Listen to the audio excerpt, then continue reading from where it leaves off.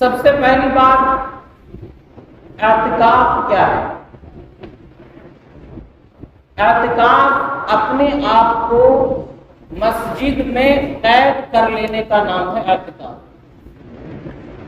اللہ کے نبی صلی اللہ علیہ وسلم نے مدنی زندگی میں ہمیشہ اعتکاف کی پابندی فرمائی۔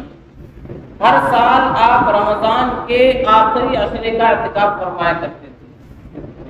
ایک سال کسی وجہ سے آپ نے اعتکاف نہیں کیا تو اگلے سال آپ نے 20 دن کا اعتکاف فرمایا۔ تو اس سے معلوم ہوتا ہے کہ اعتکاف کی بڑی اہمیت ہے۔ جس مسجد میں 5 وقت جماعت کے ساتھ نماز ہوتی ہو وہاں اعتکاف کیا جا سکتا ہے۔ اعتکاف سنت مؤکدہ علی الکفایہ، یعنی بستی کے تمام لوگوں پر اعتکاف ضروری ہے، لیکن اگر چند آدمی اعتکاف میں بیٹھ جائیں تو سب کی طرف سے ادا ہو جاتا ہے، اور اگر پوری بستی میں سے پورے محلے سے کوئی آدمی اعتکاف میں نہیں بیٹھتا تو سارے کے سارے مسلمان گنہگار ہیں۔ جیسا کہ نماز جنازہ ہے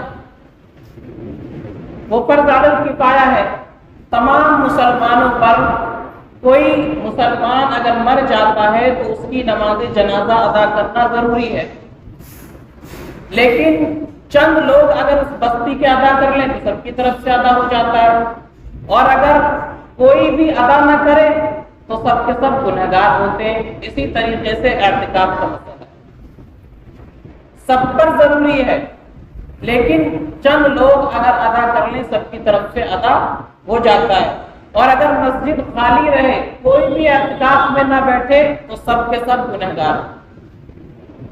اللہ کے نبی صلی اللہ علیہ وسلم نے اعتکاف کے فضائل بیان فرمائے۔ ایک روایت میں فرمایا کہ جو بندہ اعتکاف میں بیٹھتا ہے ایک دن کے اعتکاف کا بدلہ یہ ہے کہ اللہ تبارک و تعالی معتکف کے درمیان اور معتکف اور جہنم کے درمیان 3 بڑی بڑی خندقیں اللہ کھود دیتے ہیں۔ ایک خندق کتنی چوڑی ہوتی ہے؟ جتنی مشرق اور مغرب کے درمیان چوڑائی، یعنی زمین و آسمان یا مشرق و مغرب کے درمیان جتنی چوڑائی ہے، جتنا فاصلہ ہے، اتنا فاصلہ ایک خندق سے دوسری خندق کے درمیان ہوتا ہے۔ 3 اتنی بڑی بڑی خندقیں اللہ کھود دیتے ہیں ایک دن کے اعتکاف کرنے والے اور جہنم کے درمیان، یعنی وہ بندہ جہنم سے بہت دور ہو جاتا ہے جو ایک دن کا اعتکاف کرتا ہے۔ ایک روایت میں فرمایا کہ اعتکاف کرنے والے کو اللہ 2 حج اور 2 عمروں کا ثواب عطا فرماتے ہیں۔ لوگ حج کرنے کے لیے، عمرہ کرنے کے لیے لاکھوں روپیہ خرچ کر کے جاتے ہیں، اور اللہ تعالیٰ اعتکاف کرنے والے کو 2 حج اور 2 عمرے کا ثواب عطا فرما دیتے ہیں۔ تو یہ اتنی بڑی فضیلت ہے، کام کم ہے، وقت کم ہے، محنت کم ہے اور ثواب زیادہ ہے۔ اور ایک روایت میں فرمایا کہ جو بندہ اعتکاف میں بیٹھتا ہے اللہ تعالیٰ اس کے تمام پچھلے صغیرہ گناہوں کو معاف فرما دیتے ہیں۔ ایک اور روایت میں فرمایا کہ اللہ اعتکاف میں بیٹھنے والے شخص کو بغیر کیے ان اعمال کا ثواب عطا فرماتا ہے جو کرنے والوں کو دیتا ہے۔ آدمی اعتکاف میں بیٹھ گیا، مسجد میں اس نے اپنے آپ کو قید کر لیا، اب وہ باہر کسی کی عیادت کرنے نہیں جا سکتا، کسی بیمار کو دیکھنے نہیں جا سکتا، کسی کا جنازہ ہو رہا ہے وہ اس میں شریک نہیں ہو سکتا، اور کسی کی مدد کرنے کے لیے نہیں جا سکتا، اور بھی بہت سارے کام ہیں خیر کے جو مسجد سے باہر ہوتے ہیں، لیکن اعتکاف کرنے والا مسجد سے باہر نہیں جا سکتا، اس نے اپنے آپ کو یہاں قید کر لیا ہے۔ تو اللہ تعالیٰ اس آدمی کو جو اعتکاف میں بیٹھا ہے وہ سب کام کیے بغیر اس کو ثواب عطا فرماتے ہیں۔ تو یہ اتنی بڑی فضیلت ہے اعتکاف، اور اعتکاف کے پھر فوائد ہیں۔ بندہ جب مسجد میں بیٹھے گا بہت سارے گناہوں سے بچ جاتا ہے۔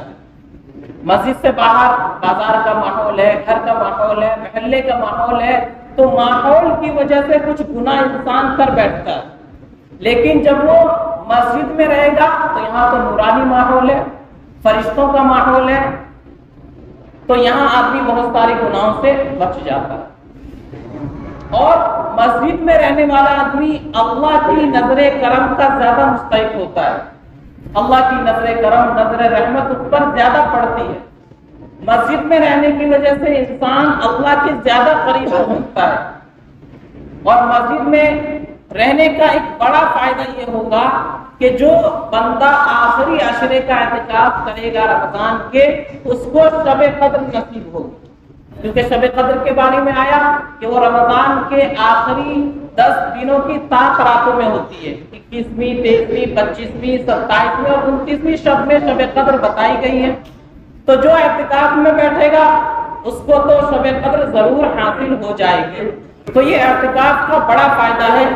تو اللہ تبارک و تعالی نے ہمیں اور آپ کو یہ موقع عنایت فرمایا، نہ جانے اگلے سال کس کی زندگی میں رمضان کا مہینہ نصیب ہو یا نہ ہو، کون وہ مہینہ دوبارہ سے پائے نہ پائے۔